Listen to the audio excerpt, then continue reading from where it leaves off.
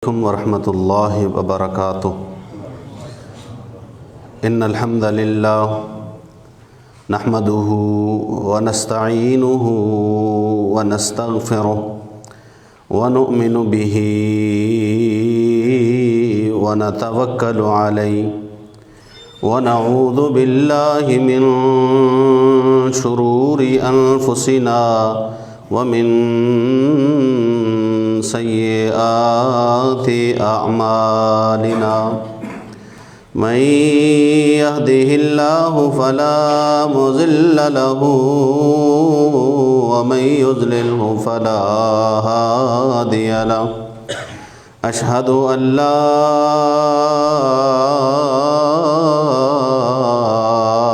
إله إلا الله وحده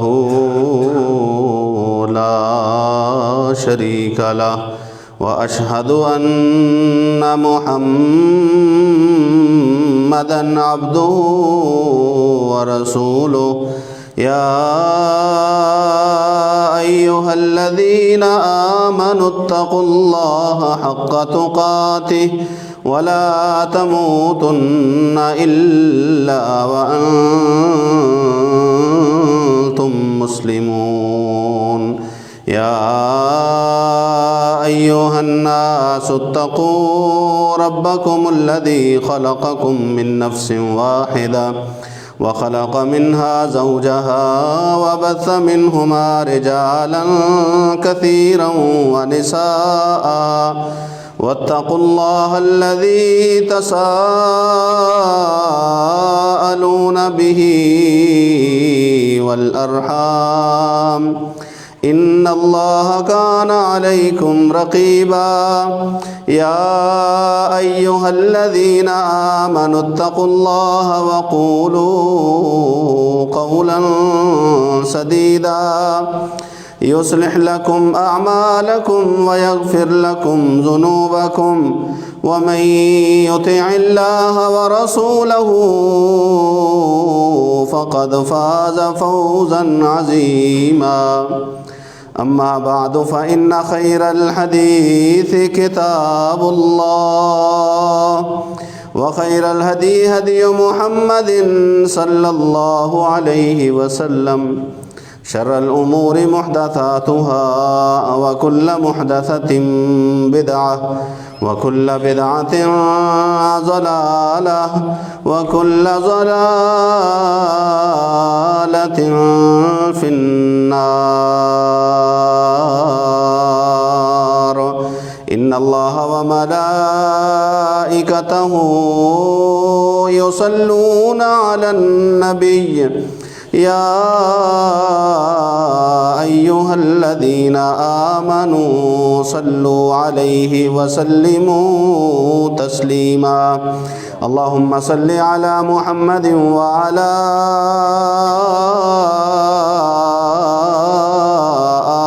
آل محمد كما صليت على إبراهيم وعلى آل إبراهيم إنك حميد مجيد. اللهم بارك على محمد وعلى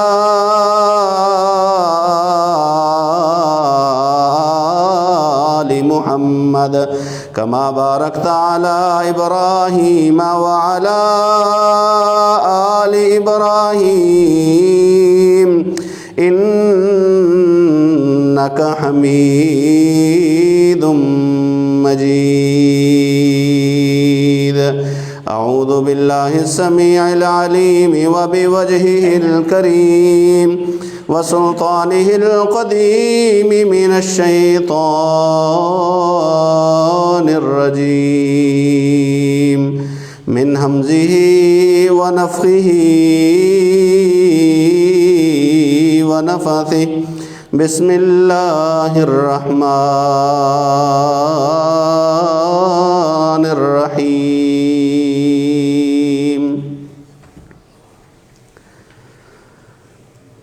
قال رب إني لما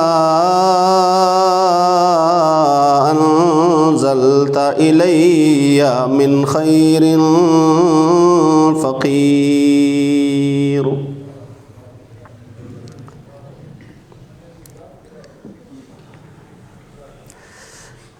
اللہ رب العزت کی ذات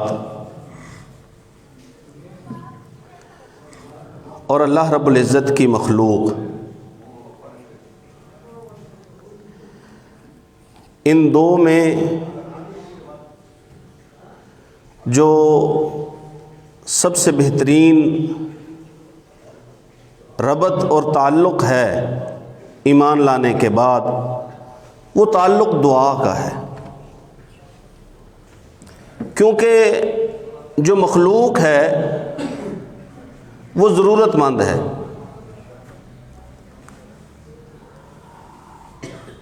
خود اپنے لیے کچھ بھی نہیں کر سکتی۔ جو اس کا خالق ہے، جس نے اسے بنایا ہے، اسے پیدا کیا ہے، اسے اس کی ضرورتوں کا، اس کی مجبوریوں کا، اس کی مشکلات کا،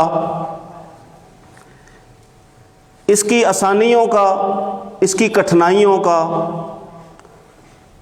وہ سارا علم ہے، اور اس کے پاس اس کی ہر ایک چیز کا علاج ہے، ہر دکھ کا مداوا ہے، ہر مشکل کا حل ہے، ہر ضرورت کے لیے اس کے پاس اس کے لیے سامان موجود ہے۔ یہ ہر پل، ہر لمحہ، عمر کے ہر حصے میں یہ ضرورت مند ہے، اس کا ہاتھ پھیلا ہوا ہے، اسے کچھ نہ کچھ چاہیے، اور وہ ہر لمحہ، ہر وقت، کل یوم ہوا فی شأن، وہ اپنے کام میں، وہ اپنی مصروفیت میں وہ لگا ہوا ہے۔ اس کا کام دینا ہے، اور اس کا کام مانگنا ہے۔ مانگنا کیوں ہے؟ کیونکہ اسے ضرورت ہے۔ یہ ضرورت سے ماورا نہیں، یہ بے نیاز نہیں، چاہے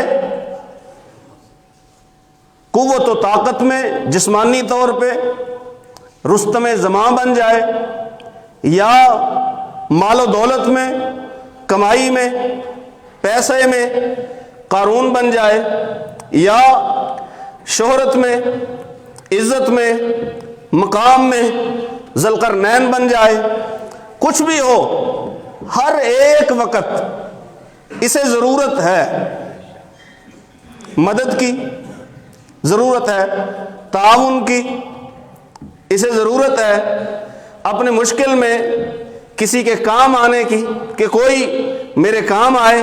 اور یاد رکھیے، ہر ایک مشکل کا حل، ہر دکھ کا مداوا اگر کسی کے پاس ہے تو وہ اللہ تعالیٰ ہے۔ باقی بھی بندہ بندے کے کام آ سکتا ہے، لیکن ایک حد تک بندہ بندے کے کام آ سکتا ہے۔ نیک بندہ کسی کے کام آ سکتا ہے اگر زندہ ہو تو، لیکن کسی حد تک۔ بھائی بھائی کے کام آ سکتا ہے، لیکن بھائی کے پاس ہر دکھ کا مداوا وہ خود دکھی ہے، بعض معاملات میں وہ خود ضرورت مند ہے۔ لوگ ایک دوسرے کے کام آتے ہیں، تعاون کرتے ہیں، یہ ایک الگ بات ہے، کیونکہ ان کا اپنا کام کسی دوسرے بندے کے بغیر سارا ہوتا۔ کوئی بندہ ایسا نہیں کہ وہ کہے میں اکیلا، میں شروع سے لے کے اب تک اپنے سارے کام وہ خود ہی اپنے ہاتھ سے کرتا آیا ہوں، مجھے کسی کی ضرورت نہیں ہے۔ بندے کو بندے کی بھی ضرورت ہے، اور سب سے زیادہ بندے کو اللہ تعالیٰ کی مدد کی ضرورت ہے۔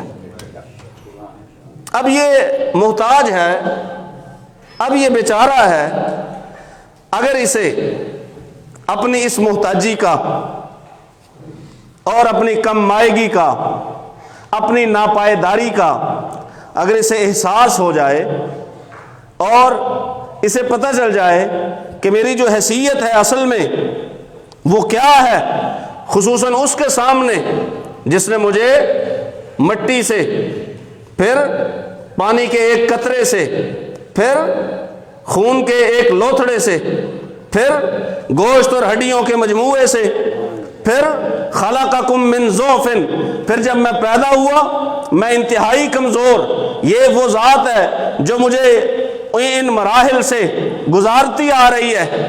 مٹی کولوں تو پانی بنیوں، مڑ جوک تے جوکوں بوٹی، بچہ بن پھر دنیا تے آیا، بنی پھرے لنگوٹی، شیر جوان پھر بڑھا ہویوں، ٹر نہ سکیں بن سوٹی، دنیا تے ضائع کر لیو عاقب، رب آخرت کرے نہ کھوٹی۔ یہ مراحل ہیں، اس نے ان مراحل سے گزار کے تجھے پیدا کیا، یہاں تک پہنچایا۔ اگر تجھے احساس ہو جائے نا کہ میری حیثیت اس کے مقابلے میں کیا ہے، تو اس کی ایک لمحہ آنکھ جھپکنے کے برابر جو وقت ہے تو اس کی نافرمانی نہ کرے، تو اس کے در سے نہ ہٹے۔ اور اللہ تعالیٰ یہی چاہتے ہیں، اللہ تعالیٰ یہی چاہتے ہیں کہ انسان جب میرے سامنے وہ دیتا ہے، اس کا کام ہے دینا، میرا کام ہے مانگنا، میں نے اپنا کام کرنا ہے۔ وہ میں نے پچھلے جمعے میں بات کی تھی کہ ہمارا کام ہے کوشش کرنا، یہ میرے ذمہ ہے جو ہاتھ سے کرنا ہے، اور اس کا کام ہے اس کوشش کو پھل لگانا، اس کوشش کا اجر دینا، اس کوشش کا بدلہ دینا، اس کوشش کو کامیاب کرنا، یہ اس کا کام ہے۔ میرا کام ہے وہ دیتا ہے، دینا اس کا کام ہے، مانگنا میرا کام ہے۔ میں رازق نہیں ہوں، میں رازق نہیں، وہ دیتا ہے۔ اللہ تعالیٰ کیا چاہتے ہیں اپنے بندے سے کہ میرا بندہ مجھ سے مانگے، لیکن مانگے کس طریقے سے؟ کس طریقے سے مانگے؟ سب سے پہلے وہ میری بڑائی کا اعتراف کرے، سب سے پہلے وہ میری بڑائی کا اعتراف کرے۔ اور یہ سبق ہمیں نماز بھی سکھاتی ہے۔ نماز شروع کی، کیا کہا؟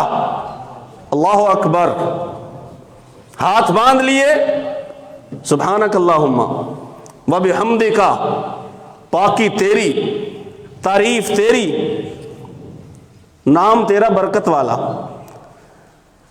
عزت و شرف تیرا بلند، تیرے سوا کوئی معبود نہیں، الحمدللہ رب العالمین، جہانوں کا رب، قیامت کے دن کا مالک، رحمان اور رحیم، عبادت کے لائق، اور جس سے مانگا جائے وہ وہی سیدھا راستہ دکھانے پہ قادر، وہی انعام والوں کے راستے پہ رکھنے پہ مجھے قادر، وہی، اور جن پہ غصہ ہوا، عذاب ہوا، ان راستوں سے بچانے والا مجھے،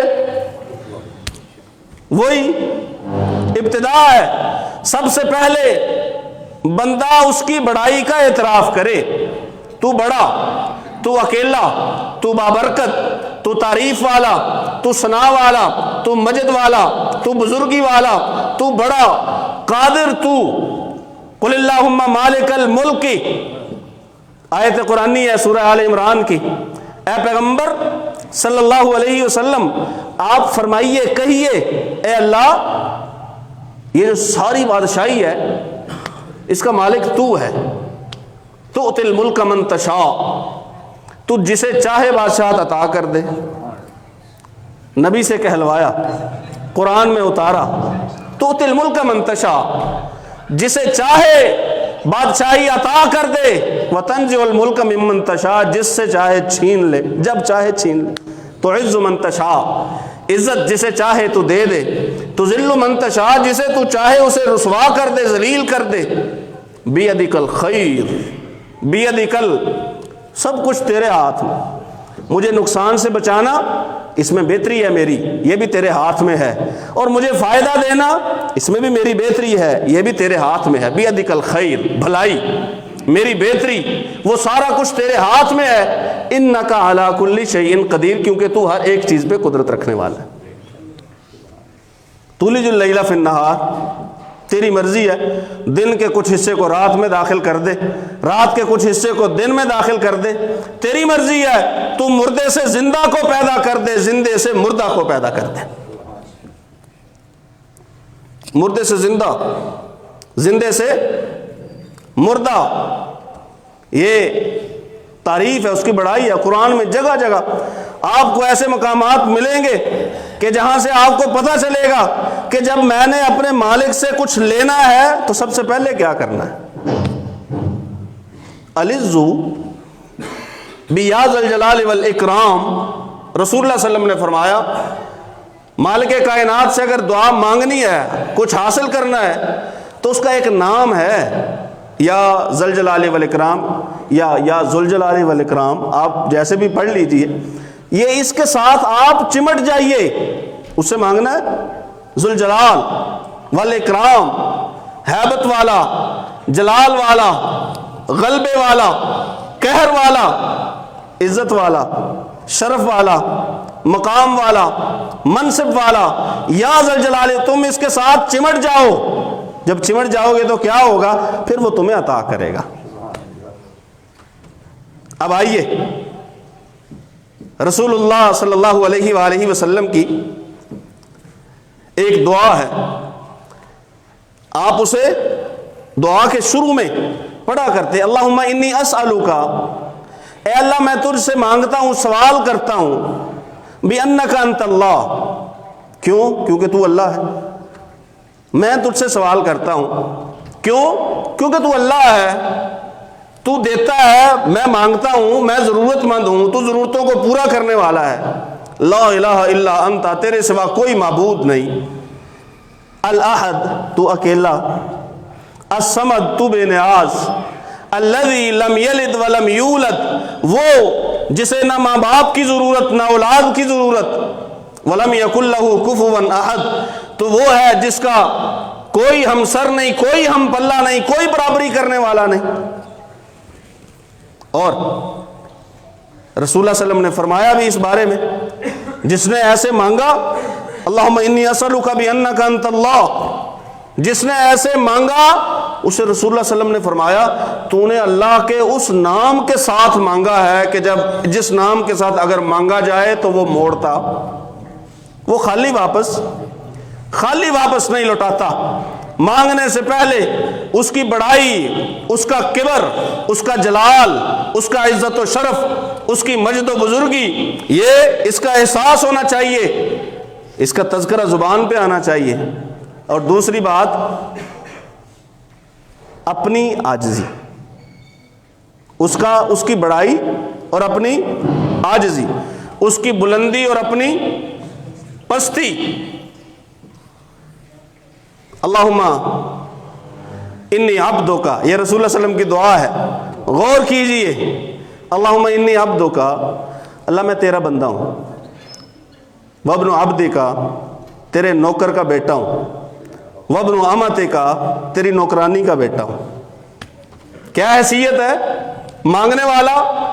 یا اللہ میں تجھ سے سوال کرتا ہوں، کیوں سوال کرتا ہوں؟ میں تیرا بندہ ہوں، میں تیرے بندے، تیرے نوکر کا بیٹا ہوں، میں تیری نوکرانی کا بیٹا ہوں، ناصیتی بیدی کا، میری پیشانی تیرے ہاتھ میں ہے، میں کیا ہوں؟ میں اپنی مرضی، اپنا اختیار، اپنا تسلط، اپنا جبروت، میں اس کا تذکرہ ہی نہیں ہے، میری پیشانی ناصیتی بیدی کا، ماضٍ فی حکم کا، میرے بارے میں تیرا حکم ہی چلے گا، عدل فی قضاء کا، میرے بارے میں جو تو فیصلہ کر دے وہ انصاف ہے، جو بھی فیصلہ کر دے اس فیصلے سے میں کنگال ہو جاؤں یا مالا مال ہو جاؤں، عدل فی قضاء کا، جو تیرا فیصلہ ہے مجھے منظور ہے اور وہی انصاف ہے۔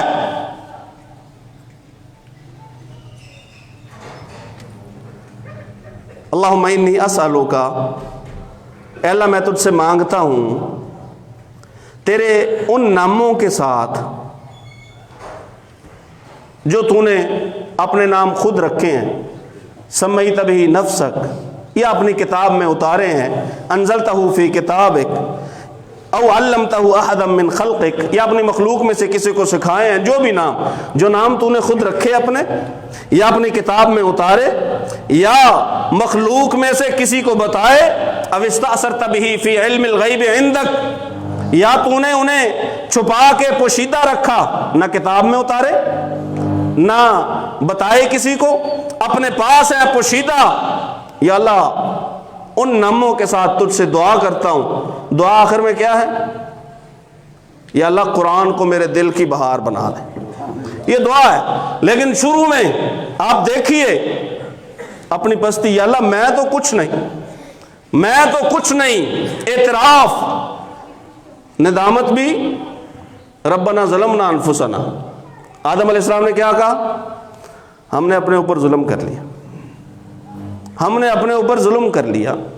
وَإِن لَّمْ تَغْفِرْ لَنَا وَتَرْحَمْنَا، تو ہی ہے، اگر تیری معافی نہ ملی، اگر تیرا رحم نہ ملا تو ہم کیا ہیں؟ ہم خسارہ پانے والے ہیں۔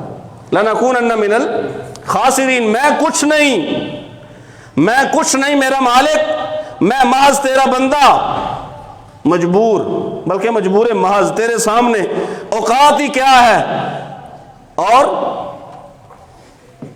تجھ سے مانگتا اسی لیے ہوں۔ اور اللہ وحدہ لا شریک فرماتے بھی ہیں قرآن مجید میں، جو مجھ سے مانگتے ہیں میں ان سے محبت کرتا ہوں، ان کا خیال رکھتا ہوں، اور جو نہیں نہ مانگتے، جو کہتے ہیں ہمیں ضرورت ہی نہیں مانگنے کی، ہمیں ضرورت ہی نہیں مانگنے کی، اللہ فرماتے ہیں یہ تکبر کرتے ہیں اور ان کو میں جہنم میں داخل کروں گا۔ اس تعلق کو برقرار رکھنا ہے، اس تعلق کو برقرار رکھنا۔ ہمیں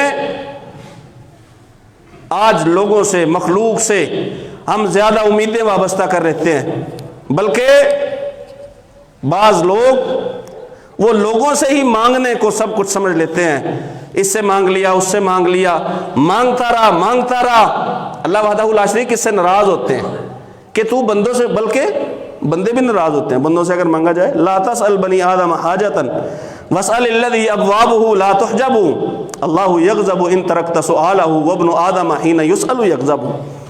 آدم کے بیٹے سے کوئی چیز مت مانگ، اس سے مانگ جس کے دروازے کبھی بند نہیں ہوتے، جس کے دروازے کبھی بند ہوتے نہیں ہیں۔ اللہ یغضب ان ترکت سؤالہ وابن آدم حین یسأل یغضب، بندہ آدم کا بیٹا اس وقت ناراض ہوتا ہے جب آپ اس سے سوال کرتے ہو، اور اللہ اس وقت ناراض ہوتا ہے جب آپ اس سے سوال کرنا چھوڑ دیتے ہو۔ اللہ یغضب ان ترکت سؤالہ، سوال نہیں چھوڑنا۔ ربی انی لما، موسیٰ علیہ السلام دیار غیر میں، کوئی مددگار نہیں، قتل کا الزام سر پہ ہے اور پیچھے لوگ لگے ہوئے ہیں ڈھونڈنے کے لیے، دور کہیں بھاگے ہوئے وہاں پہ بیٹھے ہیں، سائے میں جا کے بیٹھ گئے۔ ربی انی لما انزلت الی من خیر فقیر، اللہ تو مجھے جو بھی بھلائی عطا فرمائے، جو بھی میری طرف اتارے، میں اس کا محتاج ہوں، مجھے ضرورت ہے، میں حاجت مند ہوں، میں ضرورت مند ہوں، میں محتاج ہوں اس کا جو تو مجھے عطا فرمائے۔ سب سے پہلے اللہ کی بڑائی، اس کے بعد اپنا تضرع، اپنی عاجزی، اپنی پستی۔ یا اللہ میں تو کچھ نہیں، میں نے تو یہ دیکھ تیرے سامنے اپنے جسم کا سب سے عزت و شرف والا مقام، اپنا ناک اور ماتھا یہ زمین پہ رکھ دیا، سبحان ربی الاعلیٰ، سبحان ربی الاعلیٰ، یہ ہوں میں، یہ میں ہوں، ماتھا میں نے رکھا ہوا ہے، ناک رگڑ رہا ہوں، یہ میں، یہ میری حیثیت ہے، اپنی عاجزی کا اظہار۔ تیسری چیز جو دعا میں سب سے زیادہ ضروری ہے وہ ہے رسول اللہ صلی اللہ علیہ وآلہ وسلم پر درود پڑھنا۔ بہت ساری ایسی باتیں، ایسی روایات، ایسے دلائل وہ آپ کو ملیں گے رسول اللہ صلی اللہ علیہ وسلم کی سنت میں، احادیث میں، کہ جن سے یہ ثابت ہوتا ہے اگر رسول پر درود نہ بھیجا جائے تو اللہ دعا ہی قبول نہیں کرتا۔ اس لیے بعض علماء کا یہ فتویٰ ہے کہ اگر کوئی اپنی نماز میں درود نہیں نہ پڑھتا، اس کی نماز نہیں ہوتی، دعا قبول نہیں ہے۔ درود نہ پڑھا گیا تو دعا قبول نہیں ہے۔ تو کہتے ہیں کہ اگر درود نماز میں نہیں نہ پڑھتا اس کی بھی دعا، اس کی نماز قبول ہوتی، کیونکہ درود کے بعد نہ دعا ہے نہ نماز ہے۔ صلاۃ کسے کہتے ہیں؟ دعا کو بھی کہتے ہیں، صلاۃ درود کو بھی کہتے ہیں۔ درود نہ پڑھا جائے تو دعا قبول نہیں ہوتی۔ درود کو لازمی دعا کا حصہ بنائیے۔ رسول اللہ صلی اللہ علیہ وسلم سے ایک صحابی نے پوچھا، اللہ کے پیغمبر، اللہ وحدہ لا شریک سے دعا مانگی جائے تو کیا کروں؟ ایک حصہ آپ پہ درود پڑھوں اور 3 حصے دعا کر لوں۔ رسول اللہ صلی اللہ علیہ وسلم نے فرمایا ٹھیک ہے، ان زدت فہو خیر، اگر درود زیادہ پڑھنا تو بہتر ہوگا۔ اس نے کہا پھر جتنی دعا مانگنی ہے آدھا آپ پہ درود پڑھ لوں، آدھے ٹائم میں دعا مانگ لوں۔ رسول اللہ صلی اللہ علیہ وسلم نے ہاں ٹھیک ہے، ان زدت فہو خیر، لیکن اگر درود کو بڑھا لے تو بہتر ہے۔ کہا اچھا پھر ایسے کرتا ہوں، میں 3 حصے آپ پہ درود پڑھوں گا، ایک حصہ دعا کے لیے رکھوں گا۔ رسول اللہ صلی اللہ علیہ وسلم نے ہاں ٹھیک ہے، لیکن اگر درود اور بڑھا لینا تو بہتر ہے۔ ان زدت فہو خیر، کہا پھر میں جتنا بھی ٹائم ہوگا اس میں آپ پہ درود ہی پڑھتا رہوں گا۔ رسول اللہ صلی اللہ علیہ وسلم نے فرمایا پھر تیری ضرورتیں اللہ خود پوری کر دے گا۔ وہ جانتا ہے نا دل میں کیا ہے ضرور، اسے کل کیا چاہیے، اسے آج کیا چاہیے، اسے آنے والے دنوں میں کیا چاہیے، کیا ضرورت ہے، کیا مشکل ہے، کون سی آفت ہے جو اس پہ آنے والی ہے جو میں نے ٹالنی ہے۔ تو درود پڑھے جا، رسول اللہ صلی اللہ علیہ وآلہ وسلم کی ذات گرامی پہ وہ تیری ساری ضرورتوں کو پورا کر دے۔ اور ایسے ہی ایک روایت قرآن مجید کی تلاوت کے بارے میں رسول اللہ صلی اللہ علیہ وآلہ وسلم نے فرمایا، اگر کوئی شخص ایک طرف بیٹھا، اس نے دعا کے لیے ہاتھ اٹھائے ہوئے اور وہ مانگ رہا ہے اور وہ اللہ سے اپنی ضرورت کی، اپنے فائدے کی ساری چیزیں مانگ رہا ہے، جو اسے نقصان دینے والی چیزیں اس سے پناہ مانگ رہا ہے، دوسری سائڈ پہ ایک بندہ بیٹھا ہے وہ تلاوت قرآن کر رہا ہے، وہ تلاوت قرآن کر رہا ہے، وہ تلاوت کر رہا ہے، وہ مانگ رہا ہے، شاید اسے مانگنے سے اتنی چیزیں نہ ملیں جتنی تلاوت کرنے والے کو تلاوت کرنے کی وجہ سے مل جائیں۔ اس کی بڑائی، اپنی پستی، اپنی عاجزی، رسول اللہ صلی اللہ علیہ وسلم پر درود زیادہ سے زیادہ، اور اگر ممکن ہو بلکہ یہ ہونا چاہیے تو قرآن مجید کی تلاوت جو ہے اسے معمول بنا لے، حرز جاں بنا لے۔ اللہ وحدہ لا شریک سب کی پریشانیوں کو دور فرمائے، وہی پریشانیوں کو دور فرمانے والا ہے، وہی مشکلات کو ٹالنے والا ہے۔ اللہ وحدہ لا شریک ہر ایک کی جائز ضروریات کو اپنی رحمت سے پورا فرمائے۔ آخر دعوانا ان الحمدللہ رب العالمین۔